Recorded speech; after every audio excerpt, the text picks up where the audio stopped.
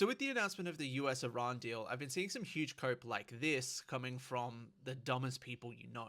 Now, conservative libertarian being an oxymoron aside, let's talk about why it's dumb. So, at its most basic, the point of war is to extract political concessions through the use of violence, through force. For the US, the concessions they wanted was around Iran's nuclear capacity as well as oil. Trump said a lot of shit. And for Israel, they were looking for a weaker Iran and possibly a Iran that is more favorable to Israel with a different leadership.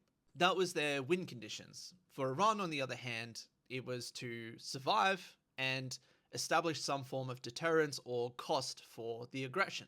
Everything else was just gravy, and they got a lot of gravy. While the US and Israel were able to kill more people and drop more bombs, what they achieved in their war aims didn't really come to fruition. Sure, they killed Khamenei, but they replaced him with another Khamenei. Iran, though, was not only able to just survive, it also established deterrence by punishing not only Gulf states, but Israel and the US significantly, and also by punishing the global international economic community by establishing itself as the key sovereign over the Strait of Hormuz, where 20% of international fuel travels. This is before we even factor in that they're getting a $300 billion fund, as well as tacit approval of civilian nuclear power and their ballistic missiles program, as well as having tariffs lifted like on their oil sales, which is huge for their economy. So what we've seen is Israel and the US took significant military damage across the region and also had the limits of their power really tested. And Iran proved to the Gulf states that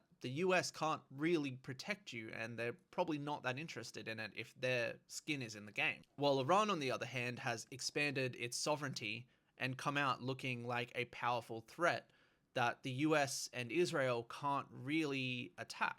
They've established deterrence. So yeah, we can look at it and say, oh, Iran lost or is weaker because more people on their side died. But that's not really the full picture. It would be like saying that, the US won in Vietnam or Afghanistan when quite clearly they achieved nothing of their goals. Iran now comes out economically stronger and with the added benefit of deterrence that the US and Israel cannot overcome them militarily. That is strength right there.